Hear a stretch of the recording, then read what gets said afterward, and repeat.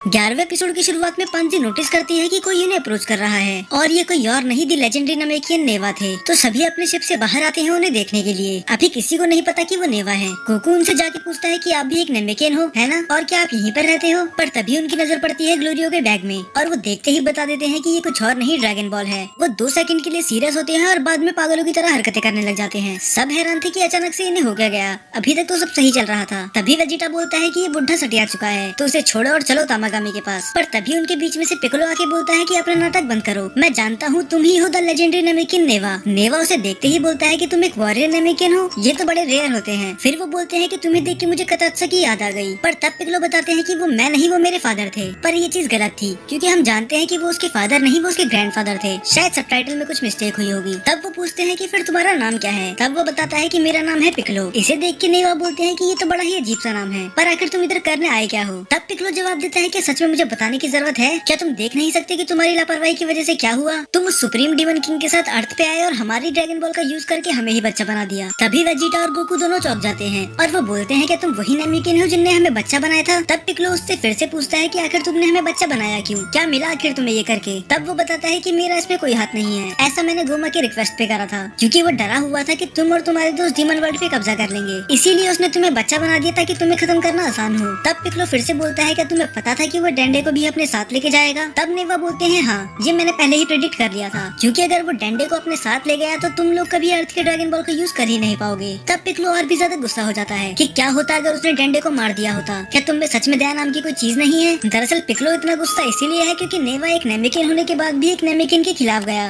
और बस इतना ही नहीं, वो एक लेजेंडरी नेमेकियन है तो शायद पिकोलो उसे अपना आइडल भी मानता होगा और उसने कभी नहीं सोचा होगा कि नेवा ऐसा निकलेगा। तब नेवा बोलता है कि वो ऐसी बड़ी गलती कभी नहीं करेगा क्योंकि नेमेकियन बहुत ही ज्यादा वैल्यूएबल होते हैं और गोमा चाहे कितना बड़ा बेवकूफ भी क्यों ना हो, ये बात तो उसे भी पता है। पर एक चीज है जो मैं भी प्रेडिक्ट नहीं कर पाया, मुझे लगा नहीं था कि तुम सच में इस वर्ल्ड में आके ड्रैगन बॉल कलेक्ट करोगे। तब नेवा उनसे पूछते हैं तो आखिर तुमने कितनी ड्रैगन बॉल कलेक्ट कर ली। तब गोकू बताता है कि फिलहाल तो हमारे पास एक ही है, पर हम दूसरे तामागामी के पास जा ही रहे थे। तब नेवा बोलता है कि मुझे अभी भी यकीन नहीं हो रहा कि तुमने तीसरे तामागामी को हरा दिया। मैंने सच में नहीं सोचा था कि तुम बच्चे बनने के बाद भी इतने पावरफुल हो गए। तभी पांजी को रियलाइज होता है कि ये कौन है। फिर वो चिल्लाते हुए बोलती है कि रुको, क्या तुम ही हो जिनने तामागामी को बनाया था। तब नेवा हंसते हुए बोलते हैं कि हाँ, वो मैं ही हूँ। तब पांजी बोलती है कि अगर तुम इतने स्ट्रॉन्गेस्ट वॉरियर बना सकते हो तो तुम तो गोमा को अकेले ही हरा दोगे, तो तुम किस बात का इंतजार कर रहे हो। तब नेवा बताते हैं कि नेमेकियंस को अपनी पावर का यूज फाइट और वॉर्स के लिए नहीं करनी चाहिए और सभी लोग पिकोलो को देखने लग जाते हैं और वो उन सभी पे चिल्लाते हुए बोलता है कि मुझे इस नजरों से मत देखो। ये सीन सच में बहुत ज्यादा फनी था क्योंकि पिकोलो भी एक नेमेकियन है और उसने क्या करा था ये हम सभी जानते हैं। पर तभी ग्लोरियो उनके बीच में टोकते हुए बोलता है कि अब हमें यहाँ से निकलना चाहिए। गोमा को हमारी लोकेशन अब तक पता चल गई होगी, दरअसल उसे पहले से पता है क्योंकि ये सब वो देख ही रहा है, तो इसीलिए वो सब जाने लग जाते हैं। पर तभी नेवा उन्हें रोकते हुए बोलता है कि रुको,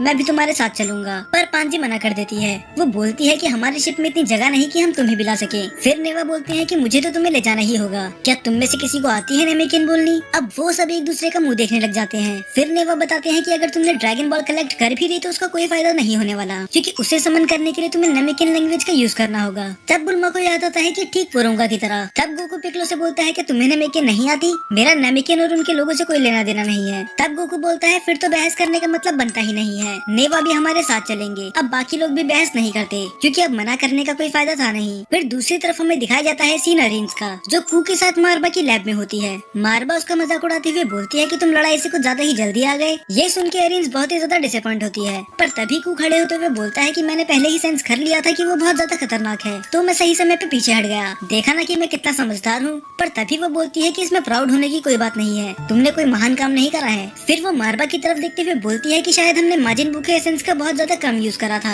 मारबा माजिन कू की तरफ देखती है और वो समझ जाती है कि ये गलत नहीं बोल रही क्योंकि उसे भी पता है कि ये जोकर किसी काम का नहीं। पर इस बार मारबा माजिन बू का पूरा फ्रैगमेंट ही उसी में डाल देती है इस उम्मीद में कि इस बार कुछ अच्छा बने। तब मारबा उन्हें देती है साइबरमैन सीड और वो बोलती है कि इस बार तुम इसे 10 सेंटीमीटर नीचे दबाना। पर अरीन साफ मना कर देती है। वो बोलती है कि ये हमारा लास्ट चांस है तो हम रिस्क नहीं ले सकते, तो मैं उसे 20 सेंटीमीटर नीचे दबाऊंगी। अगर आप में से कुछ लोग भूल चुके हैं कि इसका मतलब क्या है, तो मैं आपको फिर से बता देता हूँ। दरअसल जितनी नीचे ये सीट दबाएंगे माजिन उतना ही पावरफुल बनेगा, पर इसमें कुछ फ्लॉज भी हैं, क्योंकि उसके बाद उस माजिन को कंट्रोल करना भी उतना ही मुश्किल होगा। फिर मारबा बोलती है कि तुम जानती हो ना कि ऐसा करने के बाद वो काबू से बाहर भी निकल सकता है। तब कू बीच में आते हुए प्राउडली बोलता है कि अगर ऐसा हुआ भी तो मैं हूँ ना संभालने के लिए, तो तुम उसकी चिंता मत करो। तब अरिंस बोलती है कि तुम तो अपना मुंह बंद ही रखो, चाहे माजिन को उतना पावरफुल नहीं है, पर अब धीरे धीरे मुझे ये पसंद आने लगा है। तब अरिंस बोलती है कि मुझे पता है कि वो माजिन हाथ से बाहर निकल सकता है, पर अगर मुझे तामागामी को हराना है तो मुझे रिस्क लेना ही होगा। तब बुल्मा नेवा से थोड़ी बातचीत करती है। वो बोलती है क्या तुम इधर अकेले रहते हो? तब वो बोलता है हाँ, तुम ऐसे कह सकती हो।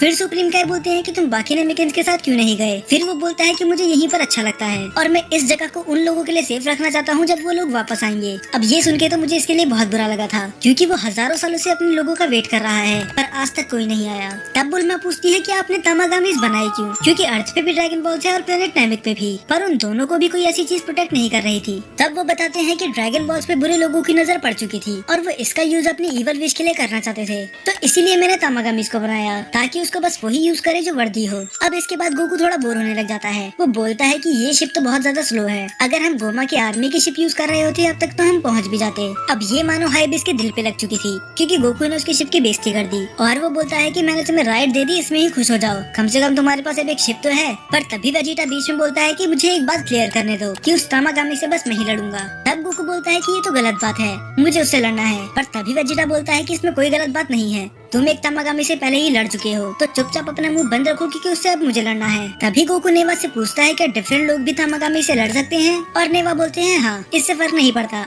अगर वो मैच 1-on-1 है तो। अगर कई लोगों को ये चीज समझ में नहीं आई तो गोकू का पूछने का मतलब ये था कि क्या ड्रैगन बॉल कलेक्ट करने के लिए सभी तामागामी को किसी एक फाइटर को ही हराना होगा, या फिर ये चीज 3 अलग अलग फाइटर भी कर सकते हैं? और इसका आंसर था कि तामागामी से कोई भी लड़ सकता है, हमें बस ड्रैगन बॉल से मतलब है, इससे नहीं कि उसे कौन लाता है। तब वेजिटा बोलता है कि फिर तय हो गया, और ये सुन के गोकू बिल्कुल भी खुश नहीं था। ये सुन के नेवा थोड़ा हैरान होता है, क्योंकि डीमन वर्ल्ड में तो लोग तामागामी के नाम से भी कांपते हैं, और ये दोनों बस इस बात पे लड़ रहे हैं कि तामागामी से कौन लड़ेगा। तब सुप्रीम काई उन्हें समझाते हैं कि ये दोनों ऐसे ही हैं, इन्हें फाइट करना बहुत ज्यादा पसंद है। और दूसरी तरफ हमें दिखाया जाता है कि न्यू माजिन बनने की तैयारी हो चुकी थी, वो फिर से वो सब चीजें रिपीट करते हैं। अरिन्स अपना सलाइवा उस पॉट में डालती है और एक बहुत ही बड़ा धमाका होता है। उसके बाद कू स्केल से नापता है कि ये सच में 20 सेंटीमीटर है भी या नहीं, क्योंकि 1 इंच भी ऊपर नीचे नहीं होना चाहिए। पर वो डालने से पहले उस सीड को बहुत देर तक देखता है और वो बोलता है कि अगर लॉजिकली देखा जाए तो ये तो फिर मेरा छोटा भाई होगा ना। फिर वो बोलती है कि अगर तुम इस लॉजिक से देखो तो हाँ, वो तुम्हारा छोटा भाई होगा। और ये सुन के वो बहुत ज्यादा खुश हो जाता है। वो बोलता है कि मुझे बचपन से ही एक छोटा भाई चाहिए था, हालांकि अभी ये खुद 1 घंटे पहले पैदा हुआ है। अब इसके बाद वो सीड को उसके अंदर डाल देते हैं और उसके ऊपर से पानी डाल देते हैं। अब होने वाला था जन्म एक नई माजिन का।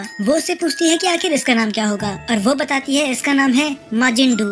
और वो बनने के बाद इतनी तेज से चिल्लाता है कि अरिन्स और मार्बा दोनों ही डर जाते हैं। और वो पहली चीज बोलता क्या है कि मुझे चॉकलेट चाहिए। अरिन्स मार्बा की तरफ देखती है, वो बोलती है कि तुम्हारे पास कुछ चॉकलेट्स हैं, पर वो मना कर देती है क्योंकि उसके पास नहीं होती। पर तभी सिचुएशन संभालने के लिए आता है हमारा हीरो कू। वो बोलता है कि मुझे कुछ पैसे दो, मैं अभी दुकान से वो लेके आता हूँ। और अरिन्स उसे पैसे दे देती है और वो कुछ ही सेकंड बाद वापस भी आ जाता है। तो ये उतना यूजलेस नहीं है जितना मुझे लग रहा था। और वो 2 चॉकलेट्स लेके आया था, एक अपने लिए और एक अपने भाई के लिए। माजिन-डू अपने चॉकलेट तो खा ही लेता है और वो बाद में उसकी तरफ भी देखता है, पर एक बड़ा भाई होने के नाते वो उसे तोड़ के अपनी आधी चॉकलेट ऑफर करता है, पर वो एक के बदले उसकी दोनों चॉकलेट ही खा जाता है। भलाई का तो जमाना ही नहीं रहा। अब वो दोनों चॉकलेट्स खाने के बाद अरिन्स के पास जाता है और वो बोलता है कि आखिर मेरा काम क्या है, मुझे बनाया किस लिए गया है। फिर वो बोलती है कि तुम्हें तामागामी से लड़कर उससे ड्रैगन बॉल लेनी है। इस बार मार्बा को तो पूरा भरोसा होता है कि ये तामागामी को हरा देगा, पर अरिन्स को अभी भी थोड़ा डाउट था। फिर हमें दिखाया जाता है कि वो सभी तामागामी के पास पहुंच जाते हैं और डू चैलेंज करता है तामागामी नंबर 1 को।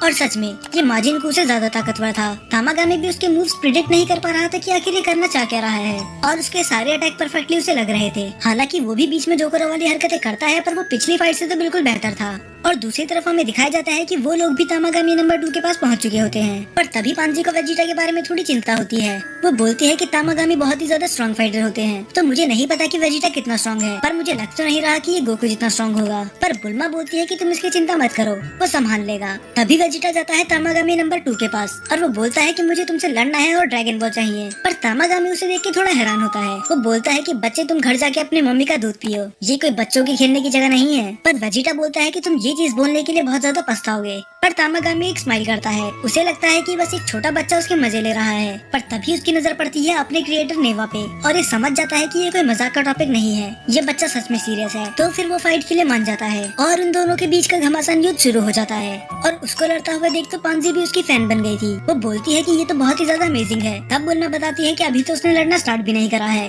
वो बस वार्म अप ही कर रहा है। पर तामागामी भी कुछ कम नहीं था। वो वेजिटा के फेस पे एक स्क्रैच करता है और उसके खून निकलने लग जाता है। और तभी सीन शिफ्ट होता है माजिन बू की तरफ, जो अभी भी तामागामी नंबर 1 पे भारी पड़ रहा था। ये बस दिखने में ही बेवकूफ था, पर इसकी फाइटिंग स्किल सच में बहुत ज्यादा अच्छी थी। फिर हमें फिर से वेजिटा का सीन दिखाया जाता है और अब तामागामी उस पे भारी पड़ रहा था, जहाँ तक कि इतना वो उसे समुद्र में धकेल देता है। और वेजिटा की किस्मत इतनी खराब थी कि वहीं पर क्रैकन भी आ जाता है। एक से लड़ना मुश्किल हो रहा था, यहाँ पर दूसरा भी आ गया। पर वेजिटा अपनी पूरी एनर्जी लगा के किसी तरह वहाँ से बाहर आ ही जाता है। अभी सारा ध्यान वेजिटा का क्रैकन की तरफ था, तो वो नोटिस नहीं करता कि उसके सामने तामागामी है और वो एक हिट में ही उसे नीचे गिरा देता है और वेजिटा गिरता है सीधा क्रैकन के मुंह में। तो क्या सच में ये वेजिटा का अंत है? हालांकि ये तो हम सभी को पता है कि वो इससे मरने नहीं वाला, पर वो उससे बचेगा कैसे, ये सब हमें देखने के लिए मिलेगा अगले एपिसोड में। ये एपिसोड सच में बहुत ही ज्यादा जबरदस्त था और मेरा ओपिनियन तो माजिन के बारे में पूरा चेंज ही हो चुका है। हाँ, चाहे वो फाइटिंग के मामले में मुझे अभी भी बिल्कुल पसंद नहीं है, पर वो सच में बहुत ही ज्यादा फनी कैरेक्टर है। और आपको क्या लगता है?